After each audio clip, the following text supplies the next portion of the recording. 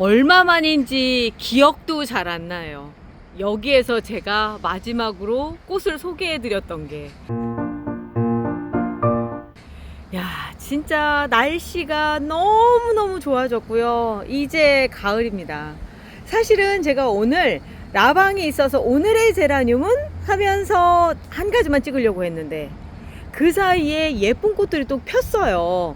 그 꽃들 막 풍채 좋고 그렇지는 않아요. 여름 나고 제가 또 전시 준비하느라고 다 꽃들을 꺾어 놔가지고 이제 막 꽃대 막 올라오고, 어떻게 보면 관심 밖에 있었던 애들이거든요.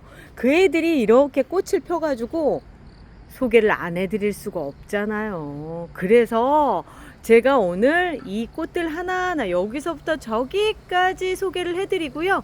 오늘의 제라늄은 중간에 딱 하나 넣도록 하겠습니다. 자, 청님, 진짜 날씨가 끝장나지 않아요? 너무 좋습니다. 너무 좋죠. 진짜 뭐 이런 날씨가 1년에 몇 번 안 되는 게 우리나라 날씨잖아요. 대부분 실내에서 보낼 수 있게끔 돼 있고, 그리고 이제 그게 그렇지도 않은 나라인데 어쩌다 보니까 그렇게 돼버렸어. 여름은 덥고 겨울은 춥고. 그런데 제라늄은 유난히 사람하고 같은 그 기후대를 좋아하는 아이라서 우리가 베란다 문화에 적합한 그런 그 꽃이다. 제가 이제 그렇게 소개들을 하거든요.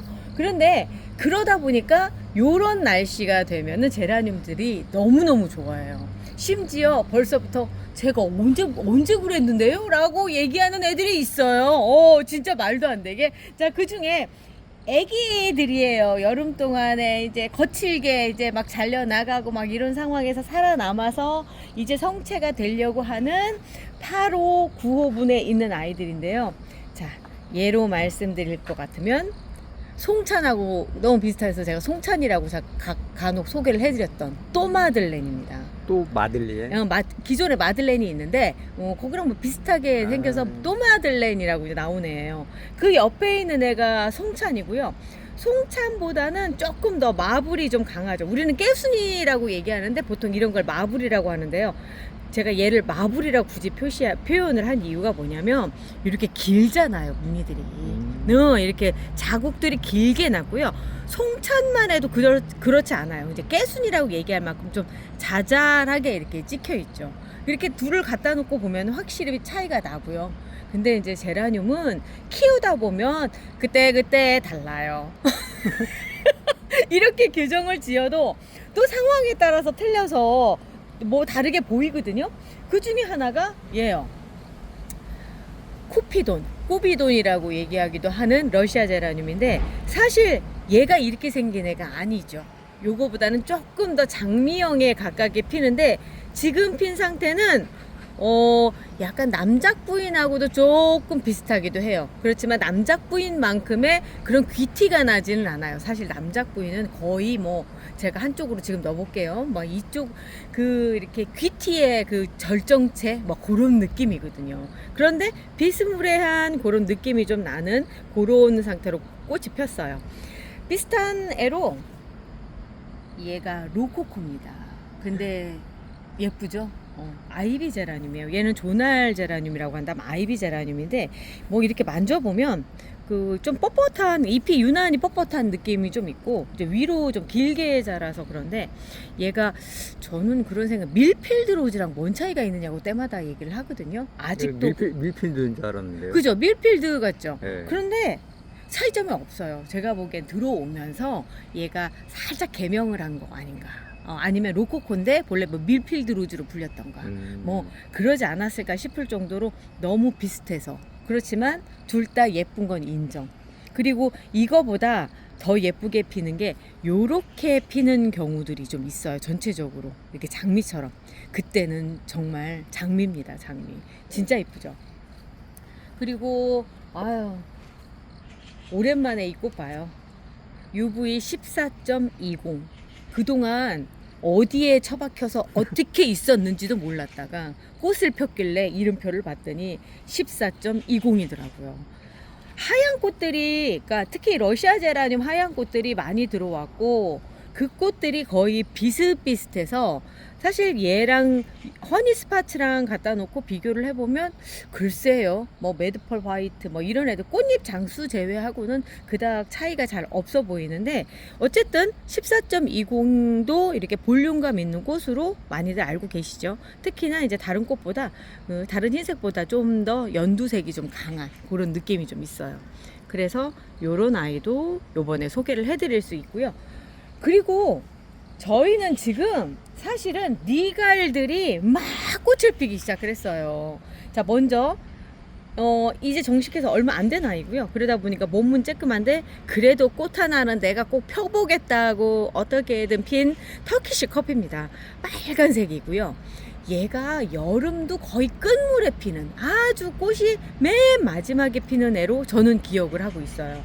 그런데 여름 끝나니까 피네요. 그런데 정식이한테 피네요.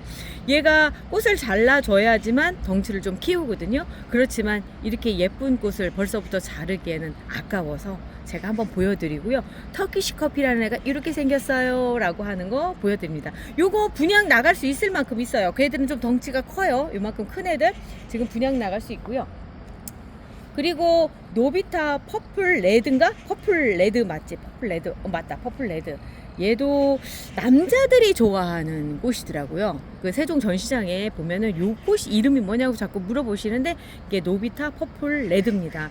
레드라기보다는 블랙이라고 불리는 게 좀 더 낫지 않을까? 진한.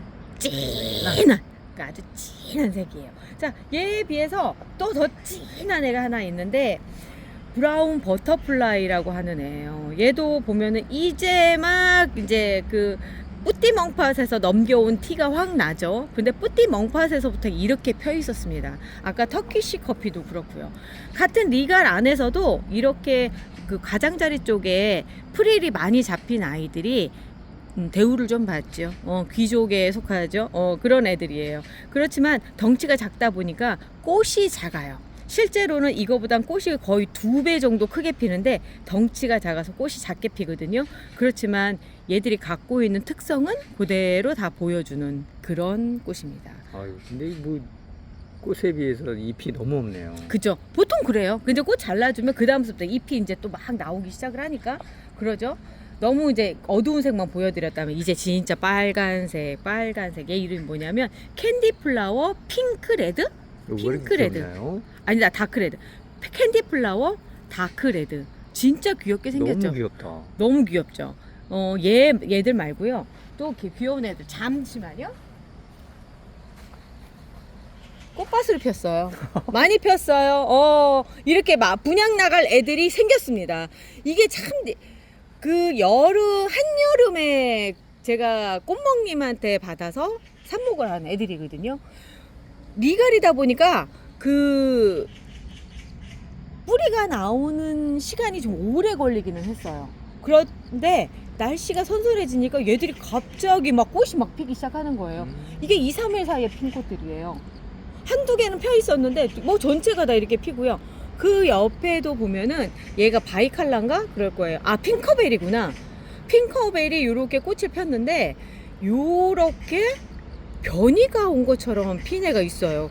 언뜻 보기엔 바이올렛 같지 않아요? 그 아이만 좀 다른데? 다르죠. 그래서 변이가 온 건가 싶은데 리갈이 의외로 변이가 잘 오더라고요. 왜냐하면 얘들도 이렇게 어떻게 교잡을 해서 나온 애들이거든요. 이종교배를 해서 나온 애들인데 어느 순간 되니까 이렇게 본래 모습으로 돌아가는 그런 것들이 보여요. 나중에 그런 애들만 조금 더 제가 찾아서 보여드릴게요.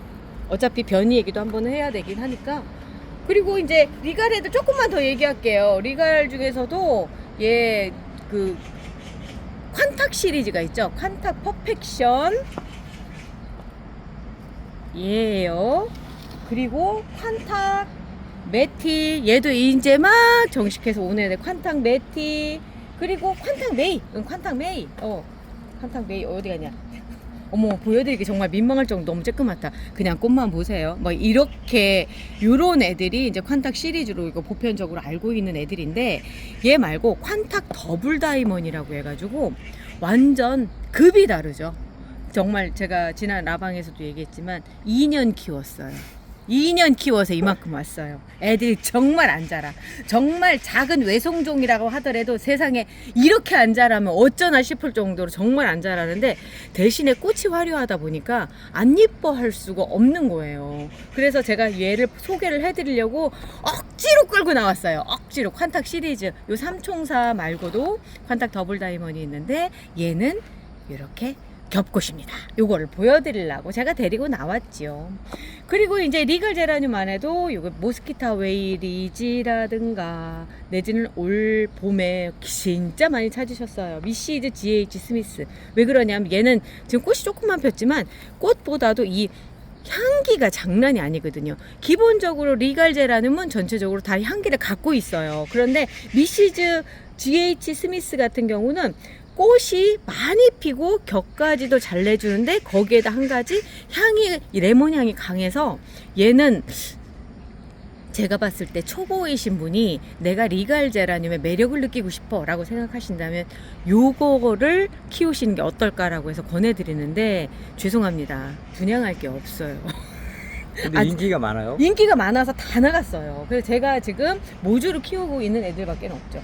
자, 그리고 향이라고 한다면 얘가 사실 미시즈 GH 스미스가 100이라고 한다면 얘는 200이라고 할 정도로 향을 맡아보면 진짜 계피 사탕 향이 강하게 나요.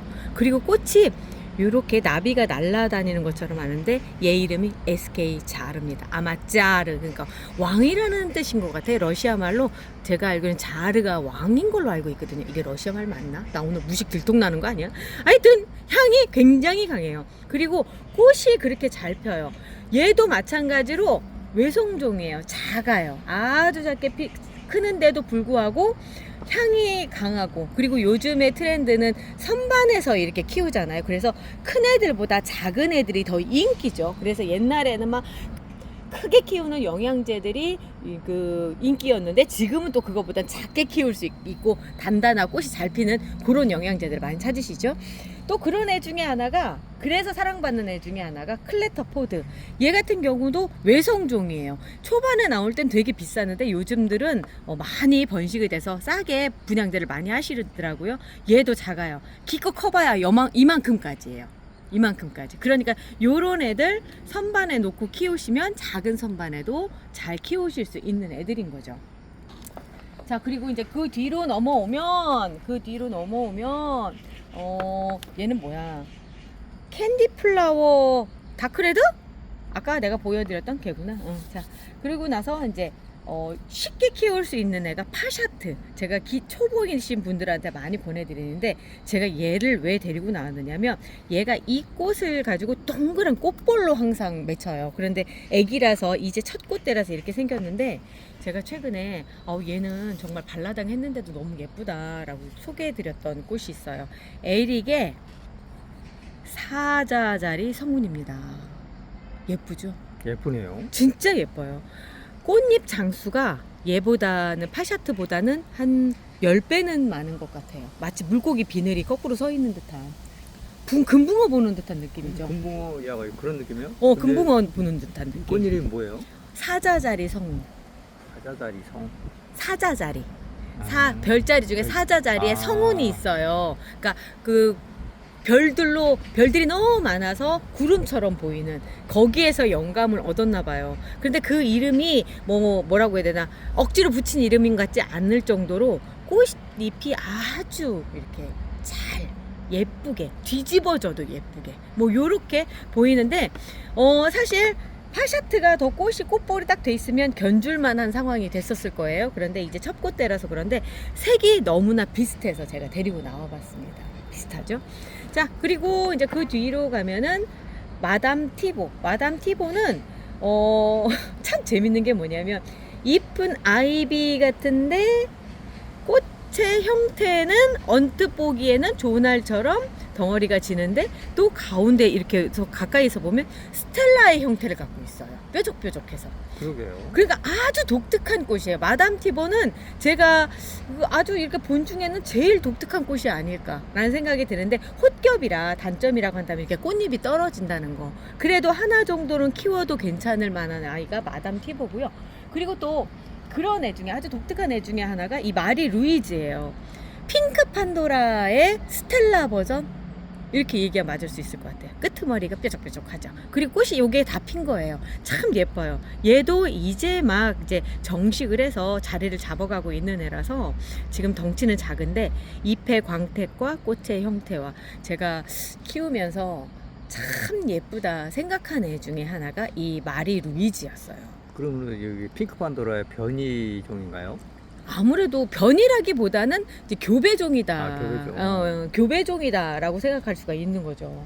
그리고 얘는 몰타 진주 웨딩입니다. 진주 웨딩이면 왠지 흰색만 있을 것 같은데 얘가 이렇게 핑크기가 돌고 하는 건 식물 등의 영향일까요? 저는 솔직히 이 꽃 키우면서 아직도 얘 진가를 아직 못 봤어요. 올 겨울에는 볼 수 있기를 바라면서 제가 그 흔적을 남겨놓습니다. 영상으로. 몰타 진주 웨딩이고요. 그리고 이제 거기 안에 아주 장미처럼 예쁘게 피는 애가 있는데 얘가 타 아나스타샤.